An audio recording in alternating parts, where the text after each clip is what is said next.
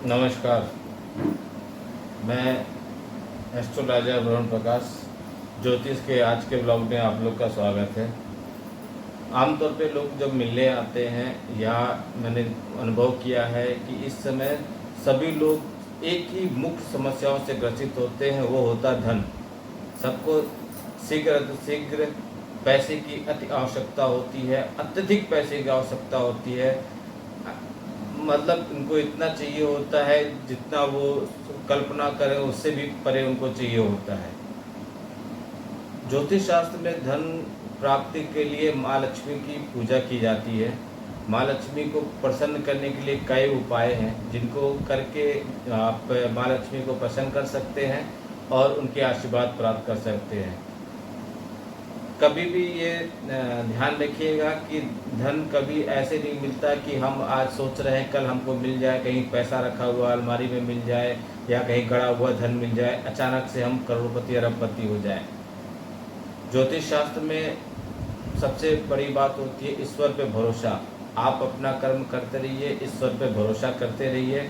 ईश्वर पे आपका भरोसा है, आप अपना कर्म कर रहे हैं, जो ज्योतिष में उपाय है वो कर रहे हैं, तो सफलता जरूर मिलेगी। देर न सवेर सफलता आपके द्वार पे जरूर आएगी और आपको जो भी धन संबंधित परेशानियां आ रही हैं वो भी दूर होंगी, या जिस तरह का आप जिस से संबंधित उपाय कर रहे हैं वो समस्याएं दूर जरूर होंगी।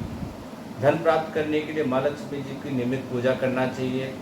अगर आप नियमित बहुत ज़्यादा नहीं कुछ कर सकते तो कुछ 3 आसान उपाय हैं जिनको आप करके आप माँ लक्ष्मी का आशीर्वाद प्राप्त कर सकते हैं और धीरे धीरे आपके जीवन में सुख शांति होगी और धन संबंधित परेशानियों से आप दूर होंगे।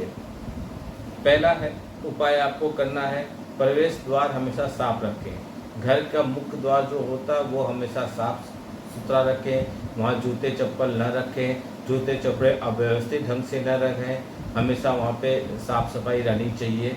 सुबह उठ के भगवान का स्मरण करते हुए मुख्य द्वार को साफ करें और वहाँ पे संभव हो तो डेली एक रंगोली बनाएं।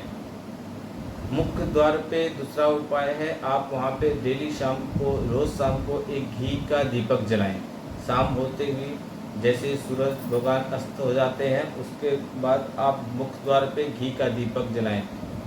तीसरा उपाय है तुलसी जी की नियमित पूजा करें। भगवान विष्णु और माँ लक्ष्मी जी को तुलसी जी बहुत प्रिय हैं। आप देखे होंगे कि किसी भी भगवान विष्णु जी के मंदिर पे आप कहीं पे जाएं, चाहे जगन्नाथपुरी जाएं या बद्रीनाथ जाएं या कहीं द्वारिका जाएं, जहाँ पे भगवान विष्णु जी के मंदिर है वहाँ पे तुलसी जी के माला, तुलसी जी के वहाँ पे हमेशा आशीर्वाद में प्रसाद के रूप में मिलता है। तो भगवान विष्णु और माता लक्ष्मी जी को तुलसी जी बहुत अति प्रेमी हैं। तो आप डेली शाम को तुलसी जी के पौधे के पास एक घी का दीपक जलाएं। घी की दीपक जलाते समय अपनी मनोकामना उनसे कहें। आप देखेंगे कुछ समय बाद आपके जीवन में बदलाव आएगा और आपको इसका प्रभाव भी दिखेगा। इसको नियमित रूप से करना है। एक चीज़ और ध्यान रखें, तुलसी जी के पत्र को कभी रविवार के दिन नहीं तोड़ना चाहिए और तुलसी जी के जल में, तुलसी जी के पौधे में कभी रविवार को जल नहीं डालना चाहिए। जीवन में ऐसे बहुत चीज़ें होती हैं जो आपको धीरे धीरे मालूम होने पे आप उनको करके अपने जीवन में परिवर्तन ला सकते हैं। बहुत ऐसी बातें होती हैं जो कुंडली के अध्ययन से ही मालूम हो पाती है।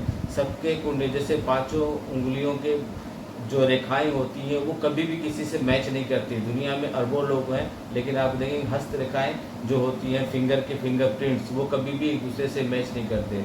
इसी तरीके से कुंडली सबके एक दूसरे से कभी भी मैच नहीं करते, सबके अलग अलग होते हैं और सबकी समस्याएं अलग अलग होती हैं। सभी जीवन में सबके अलग अलग रूप होते हैं। जो लोग इसके बारे में नहीं जानते वो अपने दिनचर्या पे लगातार चलते रहते हैं। जिनको अपने बारे में अच्छा मालूम हो जाता है वो ज्योतिष अध्ययन कर लेते हैं, विश्लेषक कराते हैं, वो एक अच्छे रास्ते पे चलते हैं।